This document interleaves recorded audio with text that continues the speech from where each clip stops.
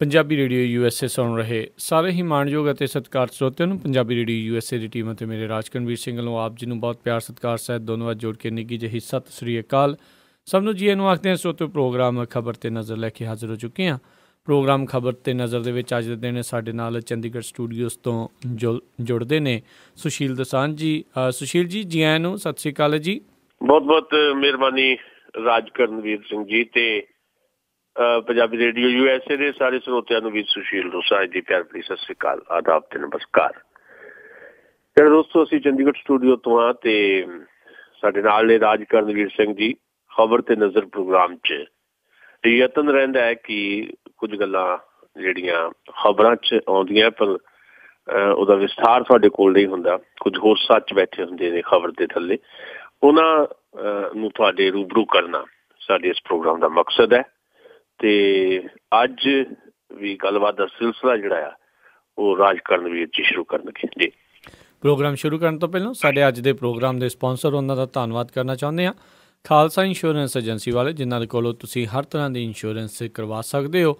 ਕਾਰਾਂ ਦੀ, life, taxi, commercial, gas station, liquor store, hotel, motel, shopping centre, apartment, restaurants, ਇਹਨਾਂ ਸਾਰਿਆਂ ਦੀ insurance 100 ਤੋਂ ਵੱਧ A-ਰੇਟਡ ਕੰਪਨੀਜ਼ ਦੇ ਨਾਲ ਇਹ ਕਰਦੇ ਨੇ। ਵਧੇਰੇ ਜਾਣਕਾਰੀ ਲਈ ਤੁਸੀਂ ਇਹਨਾਂ ਨੂੰ ਕਾਲ ਕਰ ਸਕਦੇ ਹੋ 408-272-2500 4082722500।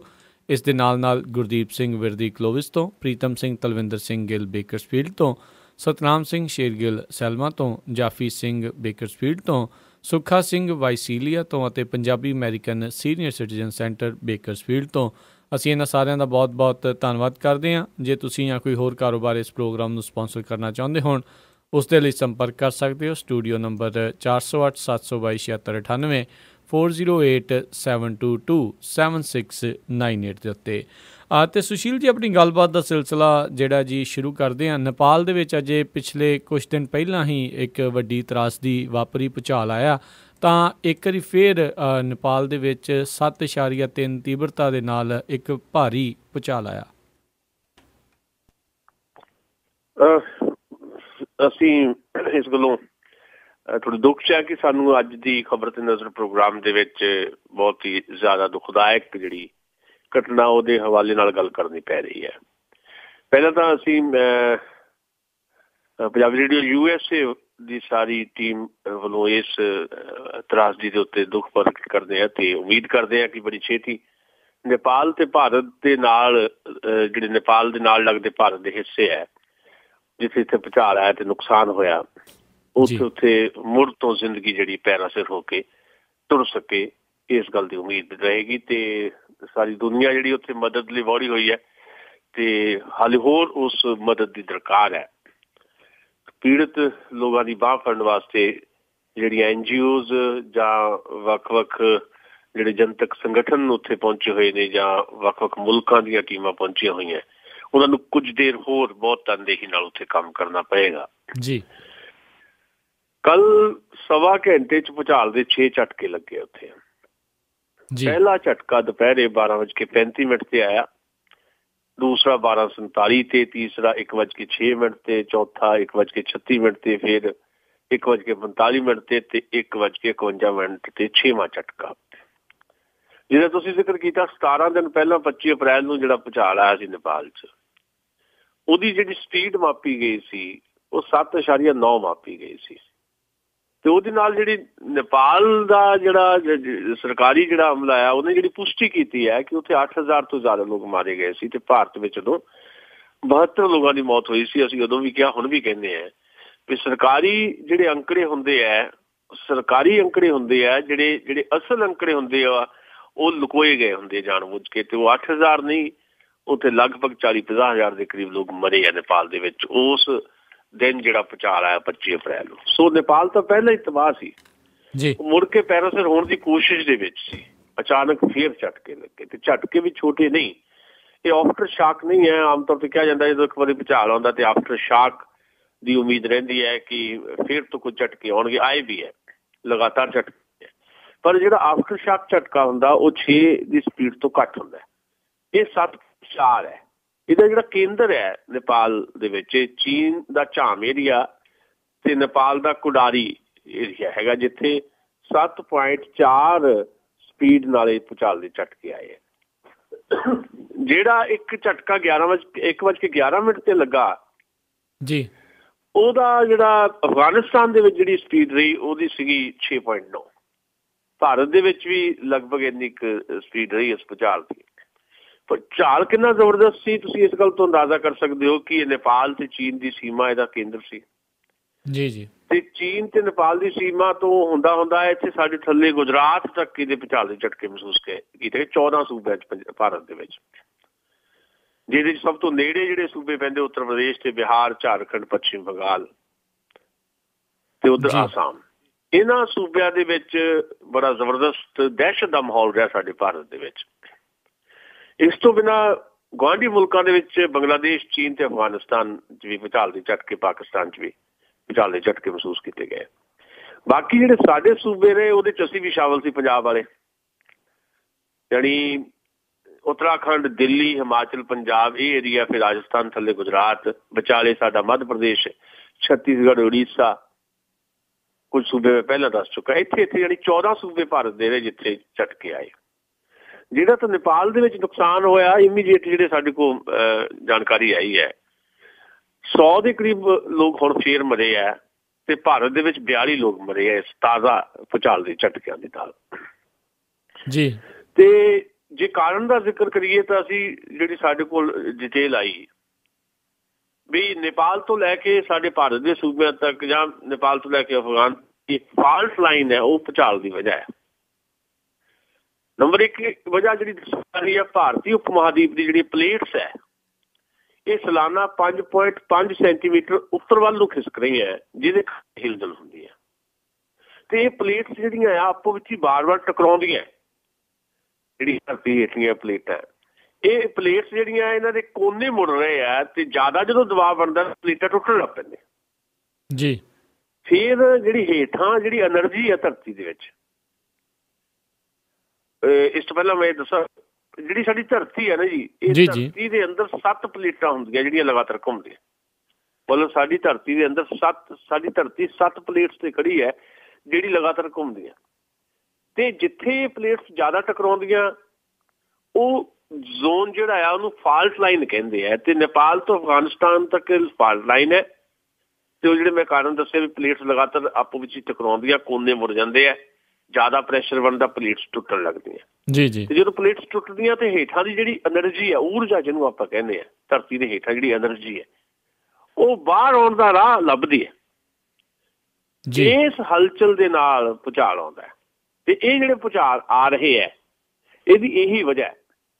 ਤੇ ਭਾਰਤੀ ਜਿਹੜਾ ਮੌਸਮ ਮਹਿਕਮਾ ਹੈ ਉਹਦੇ ਮੁਤਾਬਕ ਹਫ਼ਤਿਆਂ ਤੱਕ ਇਹ ਝਟਕੇ ਮਹਿਸੂਸ ਕੀਤੇ ਜਾ ਸਕਦੇ ਆ ਜੀ। ਹੁਣ ਸਵਾਲ ਇਹ ਹੈ ਕਿ ਇਹ ਜਿਹੜੀ ਤਰਾਸਦੀ ਹੈ ਇਹਨੂੰ ਤੁਸੀਂ ਕੁਦਰਤੀ ਆਫਤ ਕਹਿੰਦੇ ਹੋ ਤੇ ਕੁਦਰਤੀ ਆਫਤ ਦੇ ਅੱਗੇ ਕਹਿੰਦੇ ਜ਼ੋਰ ਕੋਈ ਨਹੀਂ ਹੈਗਾ। ਇਹ ਆਮ ਤੌਰ ਦੇ ਉੱਤੇ ਬਹਾਨਾ ਹੁੰਦਾ ਸਰਕਾਰਾਂ ਦਾ ਜੀ ਜੀ, ਪਰ ਇਹ ਸੱਚਮੁੱਚ ਬਹਾਨਾ ਹੀ ਹੈ। ਇਹ ਠੀਕ ਹੈ ਕੁਦਰਤੀ ਆਫਤ, ਪਰ ਤੁਸੀਂ ਨੁਕਸਾਨ ਦੀ ਸ਼ਿੱਦਤ ਤਾਂ ਘਟਾ ਸਕਦੇ ਹੋ ਨਾ ਜੀ। ਸਾਡੇ ਕੋਲ ਮਿਸਾਲਾਂ ਹੈ। ਮੈਂ ਪਿੱਛੇ ਨਿਊਜ਼ੀਲੈਂਡ ਜਾ ਕੇ ਆਇਆ ਤੇ ਮੈਂ ਦੇਖਿਆ ਉੱਥੇ ਲਗਭਗ ਰੋਜ਼ ਇੱਕ ਭੂਚਾਲ ਦਾ ਝਟਕਾ ਆ ਜਾਂਦਾ ਜੀ। ਉਹਨਾਂ ਨੂੰ ਲੋਕਾਂ ਨੂੰ ਕੋਈ ਫਰਕ ਹੀ ਨਹੀਂ। ਉਹ ਕਹਿੰਦੇ ਇਹ ਤਾਂ ਸਾਡੇ ਲਈ ਆਮ ਗੱਲ ਹੈ। ਜਿੱਦਾਂ ਚੇਰਾਪੂੰਜੀ ਦੇ ਵਿੱਚ ਰੋਜ਼ ਹੀ ਮੀਂਹ ਪੈ ਜਾਂਦਾ, ਉਹਨਾਂ ਲਈ ਆਮ ਗੱਲ ਹੈ।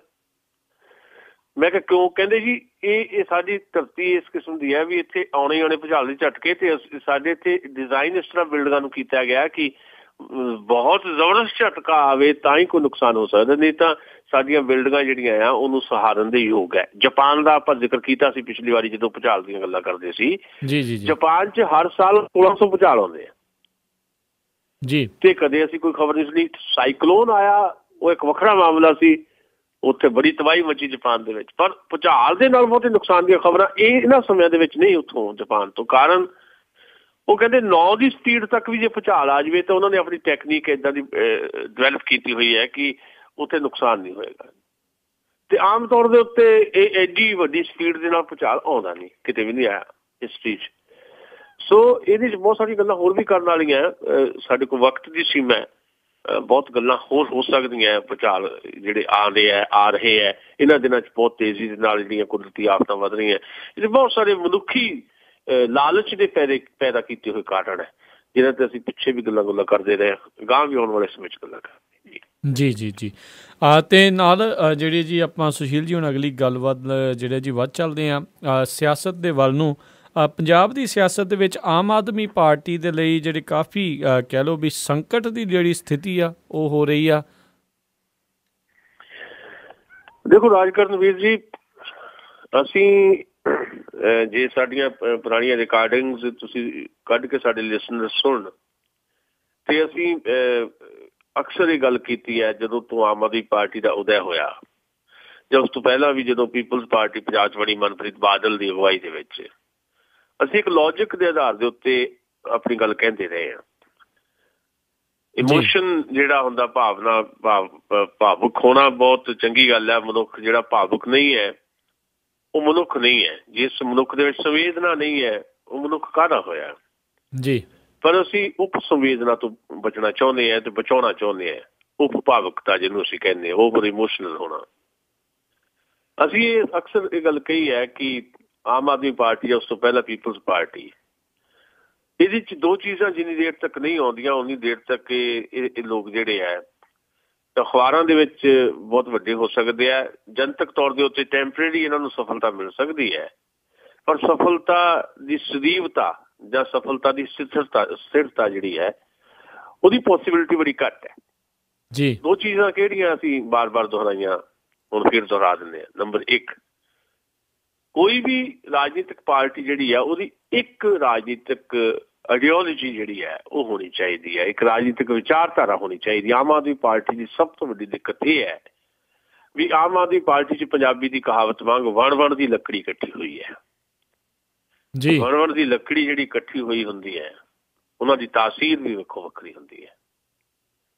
ਜਿੰਨੀ ਦੇਰ ਤੱਕ ਰਾਜਨੀਤਿਕ ਕਮਿਟਮੈਂਟ ਤੇ ਰਾਜਨੀਤਿਕ ਵਿਚਾਰਧਾਰਾ ਪ੍ਰਤੀ ਇਕਜੁੱਟਤਾ ਨਹੀਂ ਹੁੰਦੀ ਜਾਂ ਇੱਕ ਰਾਜਨੀਤਿਕ ਵਿਚਾਰ ਨਹੀਂ ਤੁਹਾਡਾ ਹੁੰਦਾ, ਤੇ ਉਨੀ ਦੇਰ ਤੱਕ ਤੁਸੀਂ ਉਹਦੀ ਸਥਿਰਤਾ ਜਿਹੜੀ ਆ ਉਹ ਨਹੀਂ ਮਹਿਸੂਸ ਕਰ ਸਕਦੇ। ਇਹੀ ਹੋ ਰਿਹਾ ਆਮ ਆਦਮੀ ਪਾਰਟੀ ਨਾਲ। ਇਹਨਾਂ ਦੀ ਕੋਈ ਪੋਲੀਟੀਕਲ ਆਈਡੀਓਲੋਜੀ ਨਹੀਂ ਹੈ।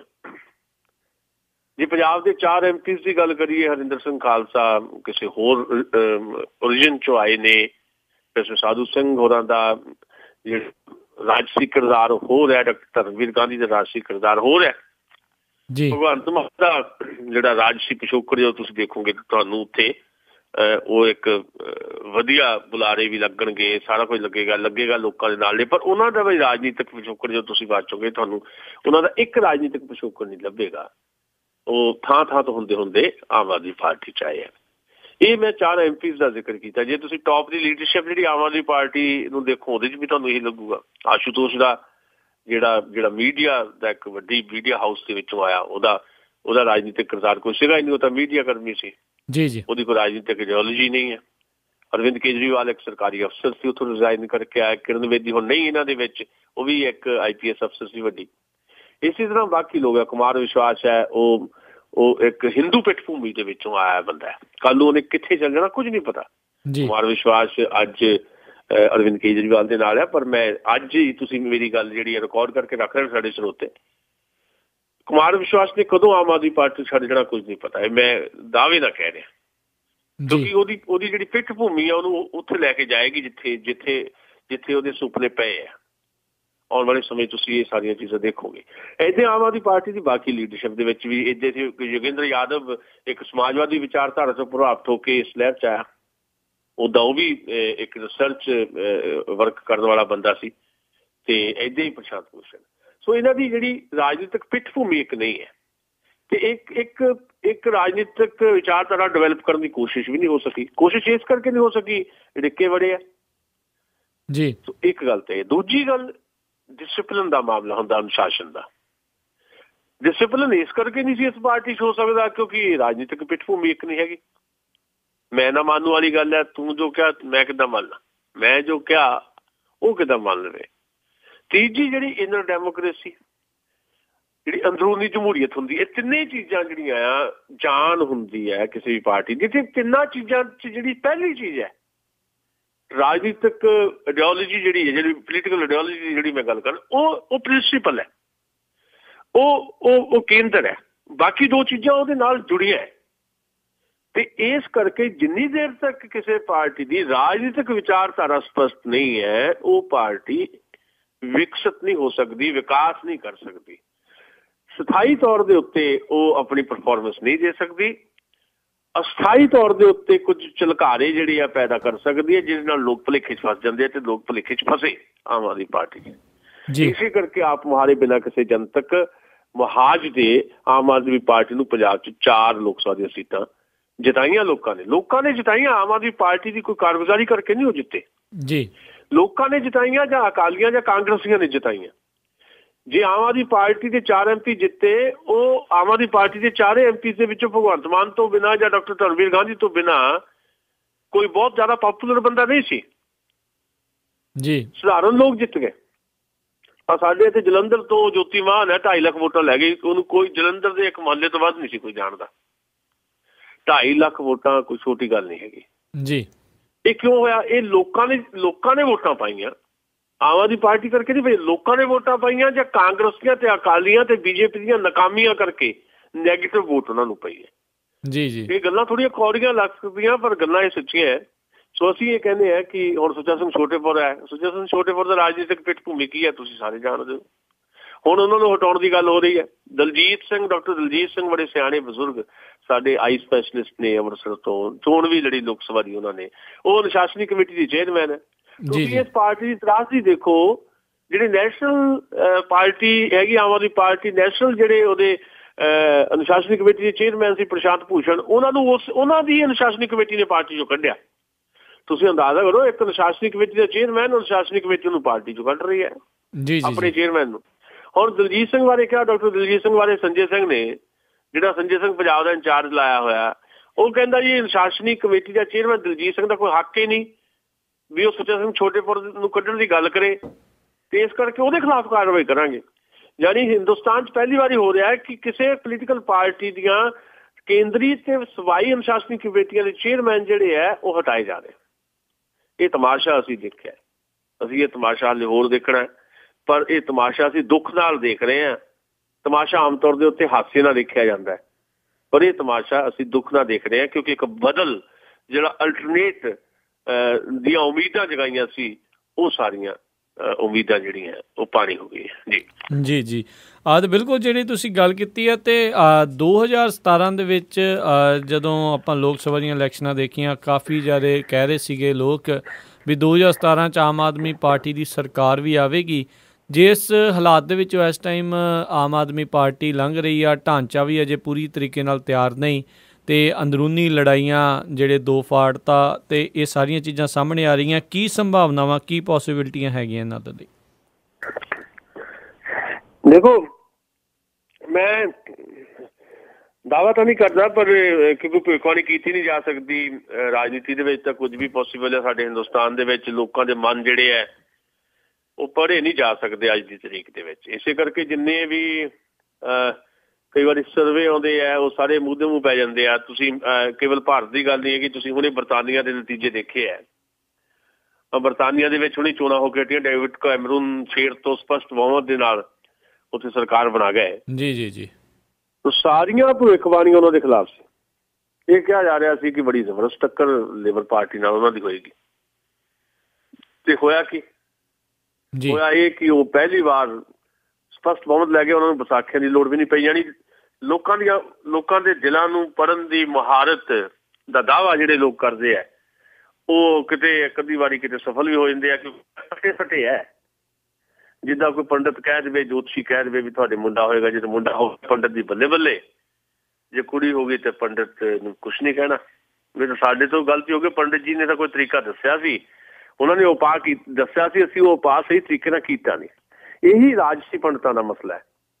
ਸੋ ਮੈਂ ਰਾਜਸੀ ਪੰਡਤਾਈ ਜਿਹੜੀ ਆ ਉਹਦੇ 'ਚ ਯਕੀਨ ਨਹੀਂ ਹੈ ਮੇਰਾ, ਪਰ ਰਿਐਲਿਟੀਜ਼ ਜਿਹੜੀਆਂ ਆ ਉਹਨਾਂ ਨੂੰ ਦੇਖਣਾ ਚਾਹੀਦਾ। ਰਿਐਲਿਟੀਜ਼ ਇਹ ਹੈ ਵੀ ਆਮ ਆਦਮੀ ਪਾਰਟੀ ਅੱਜ ਤੋਂ ਸਾਲ ਪਹਿਲਾਂ ਜਦੋਂ ਚੋਣਾਂ ਜਿੱਤ ਕੇ ਆਈ ਲੋਕ ਸਭਾ ਦੀਆਂ ਪੰਜਾਬ ਵਿੱਚ 4 ਸੀਟਾਂ, ਤੇ ਜੇ ਉਦੋਂ ਕਈ ਲੋਕ ਸਭਾ ਦੇ ਨਾਲ ਵਿਧਾਨ ਸਭਾ ਦੀਆਂ ਚੋਣਾਂ ਹੁੰਦੀਆਂ ਤੇ ਲਾਜ਼ਮੀ ਤੌਰ ਦੇ ਉੱਤੇ ਪੰਜਾਬ ਦੇ ਵਿੱਚ ਇੱਕ ਤੀਜੇ ਬਦਲ ਦੇ ਤੌਰ ਦੇ ਉੱਤੇ ਆਮ ਆਦਮੀ ਪਾਰਟੀ ਸਾਡੇ ਸਾਹਮਣੇ ਹੋਣੀ ਸੀ। ਹੁਣ ਨਹੀਂ ਜੀ, ਹੁਣ ਨਹੀਂ। ਇਸ ਕਰਕੇ ਇੱਕ ਤਾਂ ਦਿੱਲੀ ਦਾ ਤਮਾਸ਼ਾ ਲੋਕਾਂ ਨੇ ਦੇਖ ਲਿਆ, ਦੂਜਾ ਪੰਜਾਬ ਦੇ ਵਿੱਚ ਵੀ ਉਹਦੇ बड़े सख्त असर है। तो हुण असर किद्दां है, मतलब थोड़ी दिनों तक तो यह सी कि ਜਿਹੜੇ ਪ੍ਰਸ਼ਾਂਤ ਭੂਸ਼ਣ ਤੇ ਜੋਗਿੰਦਰ ਯਾਦਵ ਦੇ ਹਮਾਇਤੀ ਹੈ, ਪ੍ਰੋਫੈਸਰ ਮਨਜੀਤ ਸਿੰਘ ਵਰਗੇ ਜਾਂ MP ਧਰਮਵੀਰ ਗਾਂਧੀ ਵਰਗੇ, ਇੱਕ ਧੜੇ ਦੇ ਰੂਪ ਚ ਆਉਣ ਵਾਲੇ ਸਮੇਂ ਦੇ ਸਾਡੇ ਸਾਹਮਣੇ ਹੋ ਜਾਏ। ਆ ਨਵੇਂ ਘਟਨਾ ਚੱਕਰ ਨੇ ਤਾਂ ਇੱਕ ਹੋਰ ਧੜਾ ਪੈਦਾ ਕਰਤਾ, ਦੋ ਧੜੇ ਜਿਹਾ ਤਿੰਨ ਧੜੇ ਦਿਸਣ ਲੱਗ ਪਏ। ਉਹ ਧੜਾ ਕਿਹਦਾ? ਉਹ ਧੜਾ ਡਾਕਟਰ ਧਰਮਵੀਰ ਡਾਕਟਰ ਦਲਜੀਤ ਸਿੰਘ ਜਿਹੜੇ ਅਨੁਸ਼ਾਸਨੀ ਕਮੇਟੀ ਚੇਅਰਮੈਨ, ਤੇ ਨਾਲ ਹਰਿੰਦਰ ਖਾਲਸਾ ਜਿਹੜੇ MP ਹੈ, ਤੇ ਨਾਲ ਪ੍ਰੋਫੈਸਰ ਸਾਧੂ ਸਿੰਘ। ਦਾਅਵਾ ਡਾਕਟਰ ਦਲਜੀਤ ਸਿੰਘ ਨੇ ਇਹ ਵੀ ਕੀਤਾ ਕਿ ਭਗਵੰਤ ਮਾਨ ਉਸ ਮੀਟਿੰਗ 'ਚ ਹਾਜ਼ਰ ਨਹੀਂ ਸੀ, ਪਰ ਭਗਵੰਤ ਮਾਨ ਨੇ ਆਪਣੀ ਕੰਸੈਂਟ ਦਿੱਤੀ ਆ ਫੋਨ ਦੇ ਉੱਤੇ। ਇਹਦਾ ਮਤਲਬ ਭਗਵੰਤ ਮਾਨ ਵੀ ਉਹਨਾਂ ਨਾਲ ਹੈ। ਦੇਖਣ ਵਾਲੀ ਗੱਲ ਹੈ, ਮਤਲਬ ਤਿੰਨ ਧੜੇ ਪੰਜਾਬ 'ਚ ਤੁਹਾਨੂੰ ਦਿਸਣਗੇ। ਇੱਕ ਸੁੱਚਾ ਸਿੰਘ ਛੋਟੇਪੁਰ ਦਾ ਧੜਾ, ਜਿਹੜਾ ਰਵਿੰਦਰ ਦਾ ਜਿਹੜਾ ਕਹਿ ਲਓ ਵੀ ਦਰਬਾਰੀ ਹੈ, ਜੀ ਹਜ਼ੂਰੀਆ। ਇੱਕ ਧੜਾ ਡਾਕਟਰ ਦਲਜੀਤ ਸਿੰਘ ਦੀ ਅਗਵਾਈ 'ਚ ਹੋ ਸਕਦਾ ਕੱਲ੍ਹ ਨੂੰ, ਦੋ ਉਹਨਾਂ ਦੇ ਨਾਲ ਹੈ ਜੋ ਖਬਰਾਂ ਆਈਆਂ, ਜਿਹੜੀ ਮੀਟਿੰਗ ਹੋਈ ਹੈ। ਇੱਕ ਧੜਾ ਡਾਕਟਰ ਧਰਮਵੀਰ ਗਾਂਧੀ ਦਾ। ਇਹ ਤਿੰਨ ਧੜੇ ਜਿਸ ਪਾਰਟੀ ਦੇ ਹੋ ਸਕਦੇ ਨਾ, ਇਹਨਾਂ ਤਿੰਨਾਂ ਵਿੱਚ ਦੋ ਧੜੇ ਇੱਕ ਹੋ ਜਾਣ ਕਿਤੇ ਨਾ ਕਿਤੇ ਜਾ ਕੇ। ਜਿਹੜੇ ਇੱਕ ਹੋਰ ਦੀ ਸੰਭਾਵਨਾ ਉਹ ਡਾਕਟਰ ਦਲਜੀਤ ਸਿੰਘ ਤੇ ਡਾਕਟਰ ਧਰਮਵੀਰ ਗਾਂਧੀ ਵਾਲਾ ਜਿਹੜਾ ਪ੍ਰੋਫੈਸਰ ਮਨਜੀਤ ਸਿੰਘ ਵਾਲਾ ਧੜਾ, ਉਹਦੇ ਇੱਕ ਹੋਣ ਦੀ ਸੰਭਾਵਨਾ ਹੈ। ਕਿਉਂਕਿ ਦੋਨੋਂ ਜਿਹੜੀ ਇੱਕ ਰਵੱਈਆ ਜਿਹੜਾ ਆ ਆਮ ਆਦਮੀ ਪਾਰਟੀ ਦਾ ਸ਼ਾਹੀ ਰਵੱਈਆ, ਉਹਦੇ ਸ਼ਿਕਾਰ ਨੇ। ਸੋ ਇਸ ਸਥਿਤੀ ਦੇ ਵਿੱਚ ਤੁਸੀਂ ਕੀ ਉਮੀਦ ਕਰ ਸਕਦੇ ਹੋ ਵੀ ਪੰਜਾਬ ਦੇ ਵਿੱਚ ਆਮ ਆਦਮੀ ਪਾਰਟੀ ਬਦਲ ਬਣੇਗੀ? ਬਦਲ ਬਣਨ ਦੀ ਥਾਂ ਦੇ ਉੱਤੇ ਆਮ ਆਦਮੀ ਪਾਰਟੀ ਉਹ ਭੂਮਿਕਾ ਨਿਭਾ ਸਕਦੀ ਜਿਹੜੀ ਭੂਮਿਕਾ ਪਿਛਲੀਆਂ ਵਿਧਾਨ ਸਭਾ ਚੋਣਾਂ ਦੇ ਵਿੱਚ ਨਿਭਾਈ ਹੈ, ਯਾਨੀ ਮਨਪ੍ਰੀਤ ਬਾਦਲ ਨੇ ਨਿਭਾਈ ਹੈ। ਮਨਪ੍ਰੀਤ ਬਾਦਲ ਨੇ ਵੀ ਸੁਤੇ ਸਦੀ ਅਚੇਤ ਹੀ ਆਪਣੇ ਤਾਇਆ ਜੀ ਦੇ ਖਿਲਾਫ ਬਗਾਵਤ ਕਰਕੇ ਆਇਆ ਸੀ। ਆਪਣੇ ਤਾਇਆ ਜੀ ਨੂੰ ਫੇਰ ਤੋਂ ਪੰਜਾਬ ਦੀ ਹੁਕੂਮਤ ਸੌਂਪ ਦਿੱਤੀ। ਜਿੰਨੀ ਨੈਗੇਟਿਵ ਵੋਟ ਸੀ ਮਨਪ੍ਰੀਤ ਬਾਦਲ ਨੂੰ ਪੈ ਗਈ, ਜਿਹੜੀ ਕਾਂਗਰਸ ਨੂੰ ਪੈਣੀ ਸੀ ਕਾਂਗਰਸ ਹਾਰ ਗਈ, ਅਕਾਲੀ ਦਲ BJP ਜਿੱਤ ਗਏ।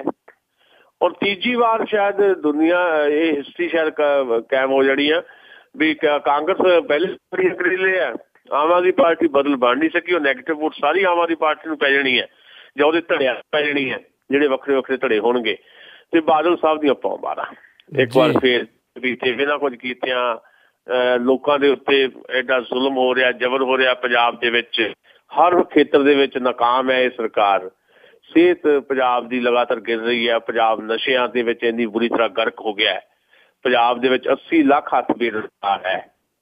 40 ਲੱਖ ਦੀ ਫੌਜ ਪੰਜਾਬ 'ਚ ਬੇਰੁਜ਼ਗਾਰਾਂ ਦੀ ਹੈ, ਜਿਹੜੀ ਡਰੱਗ ਵੱਲ ਦਿੱਤੀ ਗਈ ਹੈ। ਪੰਜਾਬ ਦੇ ਵਿੱਚ ਇਹ ਰੁਜ਼ਗਾਰ ਦੇ ਹਾਲਾਤ ਤੇ ਪੰਜਾਬ ਦੇ ਵਿੱਚ ਸਰਕਾਰੀ ਮਹਿਕਮੇ ਖਾਲੀ ਕੀਤੇ ਜਾ ਰਹੇ ਆ। ਅਸਾਮੀਆਂ ਨਵੀਆਂ ਕੋਈ ਨਹੀਂ, ਜਿਹੜੀਆਂ ਹੈਗੀਆਂ ਖਤਮ ਕੀਤੀਆਂ ਜਾ ਰਹੀਆਂ। ਜੇ ਕੋਈ ਭਰਤੀ ਕੀਤੀ ਜਾ ਰਹੀ ਉਹ ਕੰਟਰੈਕਟ ਤੇ ਕੀਤੀ ਜਾ ਰਹੀ ਹੈ, ਡੇਲੀ ਬੇਸ ਤੇ। ਡੇਲੀ ਬੇਸ ਵਾਲਿਆਂ ਨੂੰ ਕਰ ਦਿੱਤਾ ਜਾਂਦਾ ਤੇ ਫਿਰ ਜੇ ਉਹ ਫਿਰ ਤੋਂ ਡਿਮਾਂਡ ਕਰਦੇ ਤੇ ਡਾਂਗਾ ਪੈਂਦੀਆਂ। ਇਹ ਪੰਜਾਬ ਦੀ ਹਾਲਤ ਹੈ। ਤੇ ਜਿਨ੍ਹਾਂ ਨੇ ਇਹ ਹਾਲਤ ਕੀਤੀ ਉਹਨਾਂ ਨੂੰ ਫਿਰ ਤੋਂ ਪੱਗ ਸੌਂਪਣ ਦੀ ਤਿਆਰੀ ਹੈ ਕਿਹਨਾਂ ਵੱਲੋਂ? ਇਹੀ ਲੋਕ ਜਿਹੜੇ ਬਦਲ ਦੇਣ ਦੇ ਦਾਅਵੇ ਕਰਦੇ ਸੀ, ਖੁਦ ਆਪਣੇ ਅੰਦਰ ਝਾਕ ਨਹੀਂ ਸਕੇ। ਜੀ ਜੀ। ਅਤੇ ਅਗਲੀ ਜਿਹੜੀ ਆਪਾਂ ਗੱਲ ਕਰਦੇ ਹਾਂ ਕੈਪਟਨ ਅਮਰਿੰਦਰ ਸਿੰਘ ਨੂੰ ਲੈ ਕੇ, ਉਹਨਾਂ ਦਾ ਜਿਹੜਾ ਬਿਆਨ ਆਇਆ ਪਿਛਲੇ ਦਿਨੀ ਵੀ ਭਾਜਪਾ ਅਤੇ ਸ਼੍ਰੋਮਣੀ ਅਕਾਲੀ ਦਲ ਆ, ਇਹਨਾਂ ਦੇ ਵਿੱਚ ਜਿਹੜੇ ਮਨਮੁਟਾਵ ਆ, ਗੱਠਜੋੜ ਆ, ਉਹ ਢਿੱਲਾ ਹੁੰਦਾ ਜਾ ਰਿਹਾ ਆ ਅਤੇ ਉਹਨਾਂ ਨੇ ਟੁੱਟਣ ਦੀ ਜਿਹੜੀ ਇਹ ਸੰਭਾਵਨਾ ਆ। ਸੋ ਇਸ ਤੋਂ ਆਪਾਂ ਕੀ ਜਿਹੜੇ ਆ ਜੀ ਸੰਕੇਤ ਲੈ ਸਕਦੇ ਵੀ ਕੈਪਟਨ ਅਮਰਿੰਦਰ ਸਿੰਘ ਹੁਣੀ ਕੀ ਸੋਚ ਰਿਹਾ ਵੀ ਜੇ ਟੁੱਟਣਗੇ ਤਾਂ ਹੀ ਜਿਹੜੇ ਉਹਨਾਂ ਦੀਆਂ ਮੌਜਾਂ ਲੱਗਣਗੀਆਂ ਜਾਂ ਵੈਸੇ ਕੁਛ ਕਰਨਗੇ? ਦੇਖੋ ਤੁਸੀਂ ਠੀਕ ਕਹਿ ਰਹੇ ਹੋ। ਜਿਹੜੀਆਂ ਰਾਜਨੀਤਿਕ ਪਾਰਟੀਆਂ ਹੁੰਦੀਆਂ ਜੀ, ਦੇਖੋ ਮੈਂ ਇਹ ਸਮਝਦਾ ਕਿ ਉਹਨਾਂ ਦੀ ਪਛਾਣ ਕੰਮ ਦੇ ਆਧਾਰ ਤੇ ਹੁੰਦੀ ਹੈ। ਰਾਜਨੀਤਿਕ ਆਗੂ ਵੀ ਪਛਾਣੇ ਜਾਂਦੇ ਆ ਕੰਮ ਦੇ ਆਧਾਰ ਤੇ।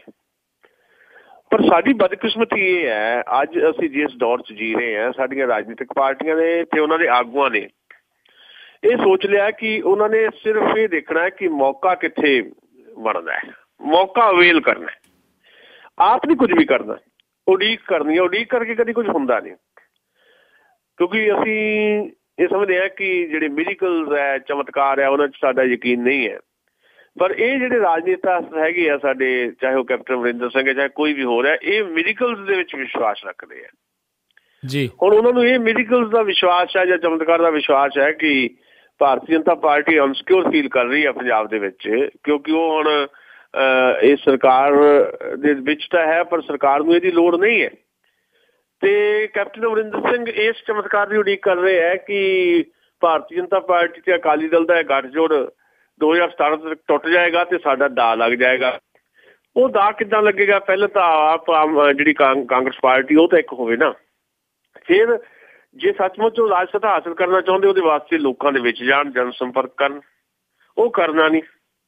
ਇੱਕ ਤਾਂ ਇਹ ਚਮਤਕਾਰ ਦੀ ਆਸ ਲਾਈ ਬੈਠੇ ਆ ਕਿ ਬੀਜੇਪੀ ਅਕਾਲੀ ਗੱਠਜੋੜ ਟੁੱਟੇਗਾ ਤੇ ਕਾਂਗਰਸ ਜਿਹੜੀ ਹੈ ਉਹ ਸੱਤਾ 'ਚ ਆ ਜਾਏਗੀ। ਜੇ ਕਾਂਗਰਸ ਸੱਤਾ 'ਚ ਆਉਂਦੀ ਹੈ ਤੇ ਮੈਂ ਤਾਂ ਫਿਰ ਸਭ ਤੋਂ ਮਨਪਸੰਦ ਆਗੂ ਹੈਗਾ ਹੀ ਆ ਕਾਂਗਰਸ ਪਾਰਟੀ ਦੇ ਅੰਦਰ ਜੀ। ਤੇ ਇਸ ਕਰਕੇ ਮੈਂ ਪੰਜਾਬ ਦਾ ਫਿਰ ਤੋਂ ਚੀਫ ਮਿਨਿਸਟਰ। ਇੱਕ ਤਾਂ ਚਮਤਕਾਰ ਇਹ। ਦੂਜਾ, ਉਹ ਜਨਤਕ ਕੰਮਾਂ ਤੋਂ ਇੰਨੇ ਦੂਰ ਚਲੇ ਗਏ ਆ। ਇੱਕ ਤਸਵੀਰ ਕੱਲ੍ਹ ਛਪੀ ਸਾਰੀਆਂ ਅਖਬਾਰਾਂ ਦੇ ਵਿੱਚ, ਸਾਰੀਆਂ 'ਚ ਛਪੀ, ਇੱਕ ਅਖਬਾਰ 'ਚ ਦੇਖੀ ਮੈਂ। ਕਪੂਰਥਲੇ ਗਏ, ਉੱਥੇ ਕੋਈ ਪੰਡਿਤ ਜੀ ਹੈ ਜੀ। ਉਹ ਪੰਡਿਤ ਜੀ ਦਾ ਨਾਂ ਹੁਣ ਮੈਂ ਭੁੱਲਦਾ। ਉਹ ਪੰਡਿਤ ਜੀ ਨੂੰ ਹੱਥ ਦਿਖਾ ਰਹੇ ਨੇ ਕੈਪਟਨ ਅਮਰਿੰਦਰ ਸਿੰਘ ਤੇ ਪੁੱਛ ਰਹੇ ਨੇ ਵੀ ਦੱਸੋ ਯੋਗ ਕਦੋਂ ਬਣਦਾ, ਮੁੜ ਕੇ ਪੰਜਾਬ ਦਾ ਮੁੱਖ ਮੰਤਰੀ ਬਣਦਾ ਜੀ। ਤੇ ਉਹ ਪੰਡਿਤ ਜੀ ਉਹ ਆ ਕਪੂਰਥਲੇ ਦੇ ਜਿਨ੍ਹਾਂ ਨੇ ਪਿਛਲੀ ਵਾਰ ਚੋਣਾਂ ਦੇ ਵਿੱਚ ਸੁਖਬੀਰ ਬਾਦਲ ਦਾ ਹੱਥ ਦੇਖ ਕੇ ਕਿਹਾ ਸੀ ਵੀ ਤੁਹਾਡੀ ਹੁਕੂਮਤ ਦੁਬਾਰਾ ਆ ਰਹੀ ਹੈ ਜੀ। ਜਾਣੀ ਇਹ ਵਿਸ਼ਵਾਸ ਕਰ ਲਿਆ ਕੈਪਟਨ ਅਮਰਿੰਦਰ ਨੇ ਵੀ ਇਹਨੇ ਸੁਖਬੀਰ ਸਿੰਘ ਬਾਦਲ ਜਾਂ ਅਕਾਲੀ ਦਲ ਨੂੰ ਸੱਤਾ ਦਵਾਈ। ਇਸ ਪੰਡਿਤ ਨੇ ਮੇਰਾ ਹੱਥ ਦੇਖ ਕੇ ਮੈਨੂੰ ਵੀ ਉਹ ਬਾਤ ਦੱਸ ਕੇ ਕੋਈ ਮੈਨੂੰ ਵੀ ਆਉਣ ਵਾਲੇ ਸਮੇਂ 'ਚ ਫਿਰ ਤੋਂ ਭਵਿੱਖ ਦਾ ਮੁੱਖ ਮੰਤਰੀ ਦੇ ਤੌਰ ਦੇ ਉੱਤੇ ਸਥਾਪਿਤ ਇਹ ਪੰਡਿਤ ਜੀ ਕਰ ਸਕਦੇ ਆ। ਹੁਣ ਜਿਸ ਰਾਜ ਆਗੂ ਜਾਂ ਸਾਡੇ ਸਿਆਸੀ ਆਗੂ ਦੀ ਮਨਸ਼ਾ ਇਹ ਹੋਵੇ ਕਿ ਜਾਂ ਤਾਂ ਅਕਾਲੀ ਬੀਜੇਪੀ ਗੱਠਜੋੜ ਟੁੱਟੇ ਤਾਂ ਮੇਰਾ ਦਾ ਲੱਗੇ, ਜਾਂ ਪੰਡਿਤ ਜੀ ਕੋਈ ਨਾ ਕੋਈ ਉਪਾਅ ਕਰ ਦੇਣ ਤਾਂ ਦਾ ਲੱਗੇ। ਜੇ ਫਿਰ ਸਿਮਰਤੀ ਇਰਾਨੀ ਸਾਡੀ ਜਿਹੜੀ ਸਿੱਖਿਆ ਮੰਤਰੀ ਹੈ ਦੇਸ਼ ਦੀ, ਉਹ 4-4.5 ਘੰਟੇ ਇੱਕ ਪੰਡਿਤ ਜੀ ਕੋਲ ਬੈਠੀ ਰਹਿੰਦੀ ਹੈ ਚੌਕੜੀ ਮਾਰ ਕੇ। ਤੇ ਜੇ ਸਾਡੇ ਪ੍ਰਧਾਨ ਮੰਤਰੀ ਨਰਿੰਦਰ ਮੋਦੀ ਵੀ ਇੱਦਾਂ ਦੀਆਂ ਚੀਜ਼ਾਂ 'ਚ ਵਿਸ਼ਵਾਸ ਰੱਖਦੇ ਹੈ ਤੇ ਪੰਜਾਬ ਦੇ ਮੁੱਖ ਮੰਤਰੀ ਸਰਦਾਰ ਪ੍ਰਕਾਸ਼ ਸਿੰਘ ਬਾਦਲ ਵੀ ਮੰਦਰਾਂ ਮਸੀਤਾਂ ਤੇ ਜਾਂਦੇ ਆ, ਡੇਰਿਆਂ ਤੇ ਜਾਂਦੇ ਆ, ਤੇ ਫਿਰ ਕੈਪਟਨ ਅਮਰਿੰਦਰ ਵੀ ਉਹੀ ਕੁਛ ਕਰ ਰਹੇ ਆ ਪੰਡਿਤ ਜੀ ਕੋਲ ਜਾ ਕੇ, ਜਾਂ ਚਮਤਕਾਰਾਂ ਤੇ ਉਮੀਦ ਲਾਈ ਬੈਠੇ ਆ। ਤੇ ਪੰਜਾਬ ਦੇ ਲੋਕਾਂ ਦੀ ਉਮੀਦਾਂ ਡੁੱਬ ਰਹੀਆਂ ਇਹਦੇ ਨਾਲ। ਪੰਜਾਬ ਦੇ ਲੋਕ ਇਹਨਾਂ ਤੋਂ ਕੀ ਉਮੀਦ ਰੱਖਣਗੇ ਜਿਹੜੇ ਜੋਤਸ਼ੀਆਂ ਦੇ ਉੱਤੇ ਜਾਂ ਮੌਕੇ ਮੇਲ ਦੇ ਉੱਤੇ ਉਮੀਦ ਰੱਖ ਰਹੇ ਜੀ। ਜੀ ਜੀ ਜੀ ਅਤੇ ਅਗਲੀ ਜਿਹੜੀ ਆਪਾਂ ਗੱਲ ਕਰਦੇ ਹਾਂ ਵੀ ਮੋਗਾ ਕਾਂਡ ਨੂੰ ਲੈ ਕੇ ਮੁਜ਼ਾਹਰੇ ਜਿਹੜੇ ਆ ਲਗਾਤਾਰ ਜਿਹੜੇ ਜੀ ਹੋ ਰਹੇ ਆ ਬਹੁਤ ਜਗ੍ਹਾ ਦੇ ਉੱਤੇ, ਜਿਹੜੇ ਘਰਾਵ ਵੀ ਹੋਏ, ਮੁਜ਼ਾਹਰੇ ਵੀ ਹੋਏ। ਸੋ ਓਵਰਆਲ ਕੀ ਸਥਿਤੀ ਆ ਤੇ ਕੀ ਇਸ ਟਾਈਮ ਜਿਹੜੇ ਲੋਕ ਲਾਮਬੰਦ ਹੋਣ ਦੀ ਜਿਹੜੀ ਕੋਸ਼ਿਸ਼ ਕਰ ਰਹੇ ਆ, ਕੀ ਸਿਰਫ ਇਸ ਮੁੱਦੇ ਨੂੰ ਹੀ ਉਹਨਾਂ ਨੂੰ ਨਾਲ ਰੱਖਣਾ ਚਾਹੀਦਾ ਜਾਂ ਬਾਕੀ ਪੰਜਾਬ ਦੀਆਂ ਮੰਗਾਂ ਨੂੰ ਲੈ ਕੇ ਇੱਕ ਜਨ ਅੰਦੋਲਨ 'ਚ ਬਦਲਣਾ ਚਾਹੀਦਾ? ਦੇਖੋ ਗੱਲ ਹੈ, ਮੈਂ ਸਮਝਦਾ ਕਿ ਕਈ ਮੁੱਦੇ ਇੱਦਾਂ ਦੇ ਹੁੰਦੇ ਆ ਜਿਹੜੇ ਮੁੱਦੇ ਬੇਸ ਬਣ ਕੇ ਤੇ ਮੁੜ ਕੇ ਇੱਕ ਬਹੁਤ ਵਿਸ਼ਾਲ ਪਲੇਟਫਾਰਮ ਦੇ ਰੂਪ ਵਿੱਚ ਤੁਹਾਨੂੰ ਸਾਹਮਣੇ ਲੈ ਆਉਂਦੇ ਆ। ਕਈ ਵਾਰ ਇਸ ਤਰ੍ਹਾਂ ਦੀਆਂ ਘਟਨਾਵਾਂ ਵਾਪਰਦੀਆਂ, ਇੱਦਾਂ ਦੀਆਂ ਘਟਨਾਵਾਂ ਅਕਸਰ ਵਾਪਰੀਆਂ।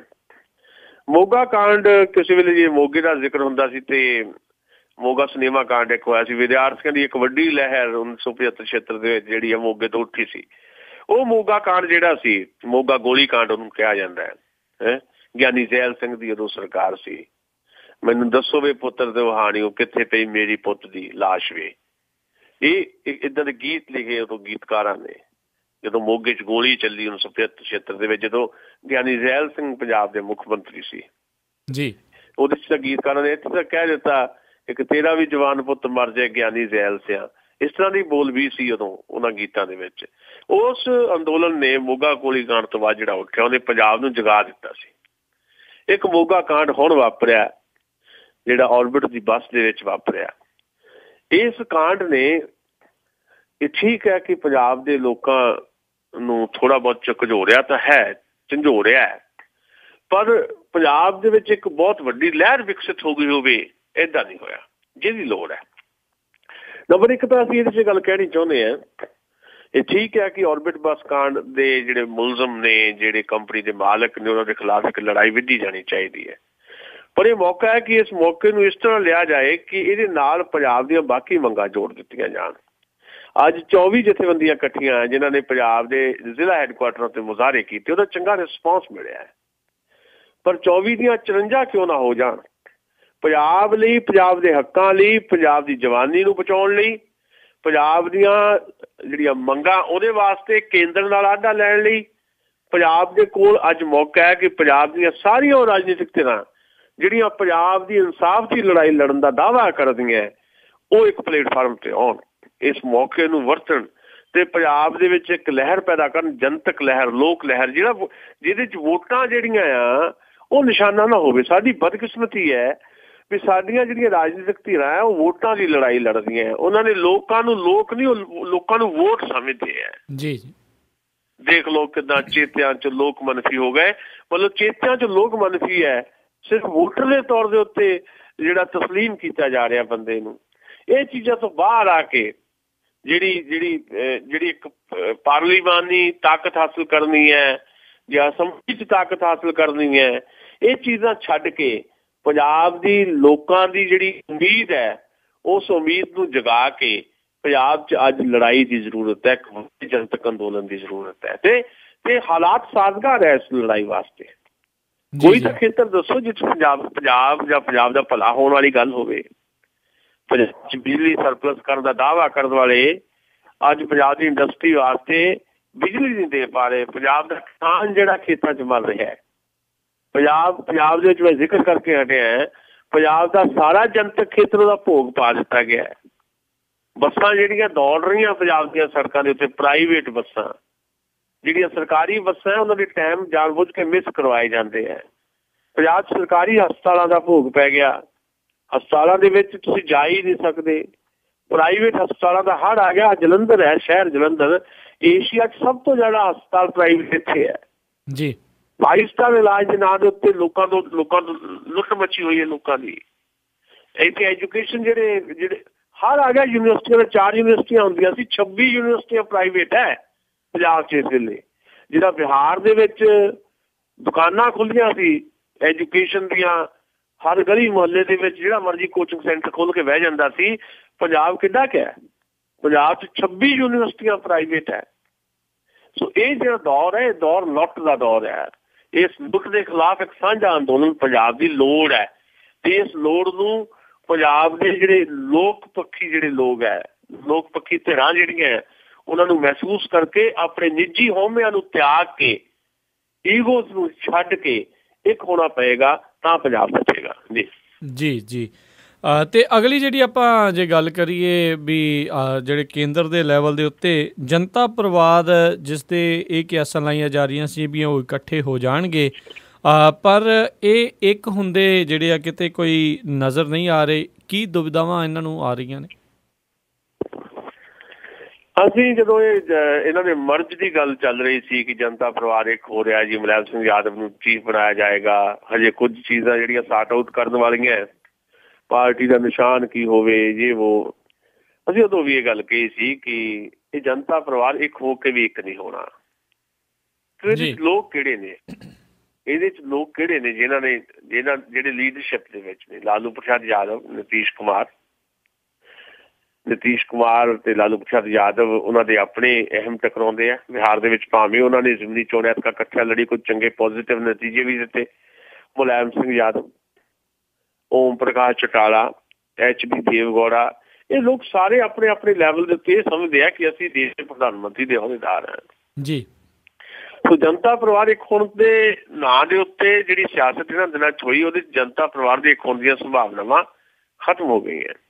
ਰਾਮਪਾਲ ਯਾਦਵ ਜਿਹੜਾ ਸਮਾਜਵਾਦੀ ਪਾਰਟੀ ਦੇ ਜਨਰਲ ਸਕੱਤਰ, ਉਹਨੇ ਇਹ ਕਹਿ ਦਿੱਤਾ ਕਿ ਜਨਤਾ ਪਰਿਵਾਰ ਜੇ ਇੱਕ ਹੋਏਗਾ ਤਾਂ ਸਮਾਜਵਾਦੀ ਪਾਰਟੀ ਨੇ ਆਪਣੇ ਡੈਥ ਵਾਰੰਟ ਤੇ ਸਾਈਨ ਕਰ ਦਿੱਤੇ ਹੈ। ਸੋ ਇਹ ਜਿਹੜੀਆਂ ਪਾਰਟੀਆਂ, ਖੇਤਰੀ ਪਾਰਟੀਆਂ, ਵੱਖ-ਵੱਖ ਸੂਬਿਆਂ 'ਚ ਰਾਜ ਇਹਨਾਂ ਦੇ ਰਹੇ ਆ, ਕੁਝ ਦੇ ਰਾਜ ਹੈਗੇ ਆ ਹਾਲੇ, ਤੇ ਇਸ ਕਰਕੇ ਇਹਨਾਂ ਦੇ ਸੂਬਾਈ ਜਿਹੜੇ ਤਾਲਮੇਲ ਤਾਂ ਕਿਤੇ ਨਾ ਕਿਤੇ ਪੋਸੀਬਲ ਹੈਗੇ ਹੈ। ਨੈਸ਼ਨਲ ਤਾਲਮੇਲ ਕਰਕੇ ਕੋਈ ਬਹੁਤ ਵੱਡੀ ਤਾਕਤ ਬਣਨ ਦੀ ਸੰਭਾਵਨਾ ਇਸ ਕਰਕੇ ਵੀ ਨਹੀਂ। ਇੱਕ ਤਾਂ ਇਹਨਾਂ ਦੇ ਜਿਹੜੇ ਆਗੂ ਆ ਉਹਨਾਂ ਦੀ ਈਗੋ ਨਹੀਂ, ਉਹਨਾਂ ਦੀ ਸੁਪਰ ਈਗੋ ਆਪੋ ਵਿੱਚ ਹੀ ਟਕਰਾਉਂਦੀ ਹੈ।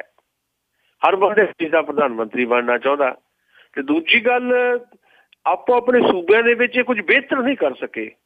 ਅੱਜ ਯੂਪੀ ਵਿੱਚ ਮੁਲਾਇਮ ਸਿੰਘ ਯਾਦਵ ਦੇ ਬੇਟੇ ਦੀ ਸਰਕਾਰ ਹੈ, ਅਖਿਲੇਸ਼ ਯਾਦਵ ਜਿਹੜੇ ਆ ਉੱਥੋਂ ਦੇ ਮੁੱਖ ਮੰਤਰੀ ਹੈ, ਪਰ ਯੂਪੀ ਵੱਧ ਤੋਂ ਬਦਤਰ ਹਾਲਤ ਵਿੱਚ ਗੁਜ਼ਰ ਰਿਹਾ ਹੈ। ਹਰ ਰੋਜ਼ ਉੱਥੇ ਕੋਈ ਨਾ ਕੋਈ ਜਿਹੜਾ ਧਾਰਮਿਕ ਜਨੂੰਨ ਦੇ ਨਾਂ ਦੇ ਉੱਤੇ ਦੰਗੇ ਦੀ ਸਥਿਤੀ ਪੈਦਾ ਹੁੰਦੀ ਹੈ। ਬਿਹਾਰ ਦੇ ਵਿੱਚ ਵੀ ਕੁਝ ਬਿਹਤਰ ਨਹੀਂ ਦਿੱਤਾ ਜਾ ਸਕਿਆ। ਸੋ ਮੈਨੂੰ ਲੱਗਦਾ ਹੈ ਕਿ ਇਹ ਆਪੋ ਆਪਣੇ ਖੇਤਰੀ ਪਾਰਟੀਆਂ ਦੇ ਤੌਰ ਦੇ ਉੱਤੇ ਜਿਹੜੇ ਇਹਨਾਂ ਦੀਆਂ ਢੋਲਕੀਆਂ ਛੈਣੇ ਵੱਜਦੇ ਰਹਿਣਗੇ, ਇਹਨਾਂ ਦਾ ਕੋਈ ਸਾਂਝਾ ਹਾਰਮੋਨੀਅਮ, ਕੋਈ ਸਮੂਹ ਗਾਨ ਪੈਦਾ ਕਰ ਦੇਗਾ ਭਾਰਤ ਦੇ ਰਾਜਸੀ ਪਿੜ ਦੇ ਵਿੱਚ, ਰਾਜਸੀ ਦ੍ਰਿਸ਼ ਦੇ ਵਿੱਚ। ਇਹਦੀ ਸੰਭਾਵਨਾ ਮੈਨੂੰ ਬਹੁਤ ਘੱਟ ਲੱਗਦੀ ਹੈ ਜੀ। ਅਤੇ ਬਹੁਤ ਬਹੁਤ ਧੰਨਵਾਦ ਕਰਦੇ ਹਾਂ ਸੁਸ਼ੀਲ ਜੀ, ਤੁਸੀਂ ਸਾਡੇ ਨਾਲ ਜੁੜੇ, ਇਹਨਾਂ ਖਬਰਾਂ ਬਾਰੇ ਦੱਸਿਆ ਸਾਨੂੰ ਕੀ ਪਿੱਛੇ ਇਹਨਾਂ ਦੇ ਛਿਪਿਆ ਆ। ਅਗਲੇ ਬੁਲੇਟਿਨ ਤੱਕ ਲਈ ਤੁਹਾਡਾ ਬਹੁਤ ਬਹੁਤ ਧੰਨਵਾਦ, ਮਿਹਰਬਾਨੀ, ਸਤਿ ਸ਼੍ਰੀ ਅਕਾਲ। ਸ਼ੁਕਰੀਆ। ਸੋ ਤੇ ਸੁਣ ਰਹੇ ਸੀ ਆਪਾਂ ਅੱਜ ਦਾ ਇਹ ਪ੍ਰੋਗਰਾਮ ਖਬਰ ਤੇ ਨਜ਼ਰ। ਅੱਜ ਦਾ ਪ੍ਰੋਗਰਾਮ ਹੁਣ ਇੱਥੇ ਹੀ ਸਮਾਪਤ ਹੁੰਦਾ ਆ। ਹੁਣ ਮੇਰੇ ਰਾਜਕਰਮੀਰ ਸਿੰਘ ਵੱਲੋਂ ਵੀ ਆਪ ਸਭ ਨੂੰ ਬਹੁਤ ਪਿਆਰ ਸਤਿਕਾਰ ਸਹਿਤ ਦੋਨੋਂ ਅੱਜ ਜੋੜ ਕੇ ਨਿੱਘੀ ਜਿਹੀ ਸਤਿ ਸ਼੍ਰੀ ਅਕਾਲ। ਜਿੰਨੇ ਵਾਸਤੇ ਰਿਵਾਸਤੇ ਖੇਡਦੇ ਰਹੋ ਤੇ ਸੁਣਦੇ ਰਹੋ ਜੀ ਪੰਜਾਬੀ ਰੇਡੀਓ USA।